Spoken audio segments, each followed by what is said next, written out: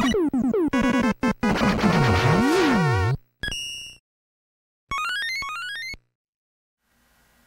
it is, people.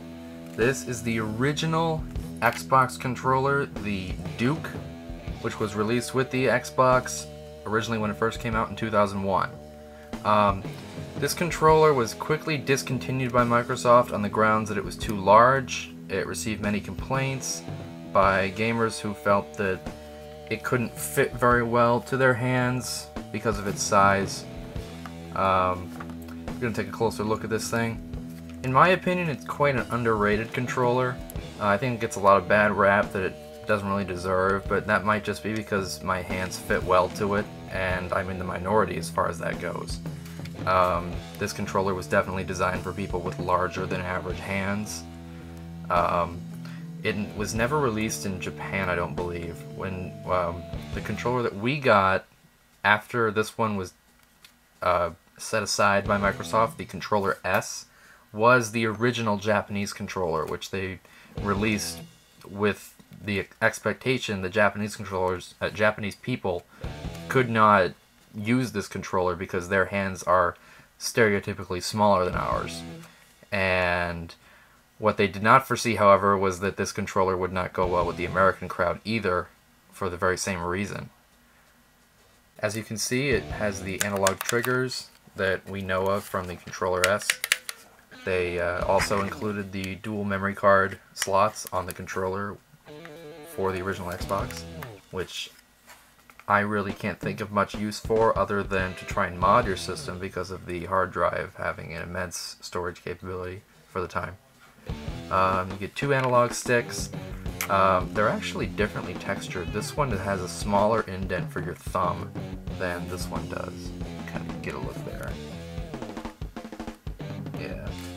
You have your four buttons, which are kind of like slanted off to the side. I've heard complaints about this, and to be honest, the circular pattern that we have on the controller S is better. It gives a better, I guess you could say, you can put your finger inside that little dent on the controller S and have better access to the buttons than you do on this one. Up here you have your black and white buttons. These were moved down here for the other controller. I prefer them down here, actually. But the biggest difference I can think of is the fact that the start and select buttons, or the start and back buttons, sorry, are not over here. They're in the middle. And I like it better this way. I do. This is more typical for most video game controllers. But now this thing in the center, the Xbox, I guess you could call it orb or emblem or something like that, it is massive. Much bigger than any of the other controllers, and I like that, but it's kind of useless, and it adds the unnecessary size to this piece of equipment. It looks cool though. As with most Xbox video game controllers, the directional pad leaves a lot to be desired. I think this was probably the worst one out of all the Microsoft Xbox controllers, including the 360.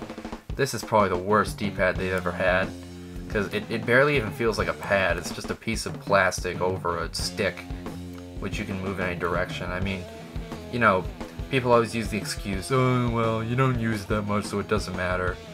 Well, I mean, in retrospect, it actually does matter, because it's a part of the controller, just like all the other ones. But yeah, it's bad. It really does suck.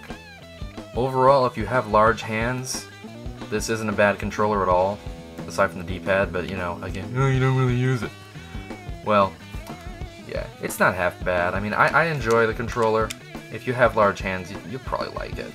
The S controller is still a more comfortable controller, but this is something that's nice to own for curiosity's sake. I mean, I picked it up because I wanted to try it out, and I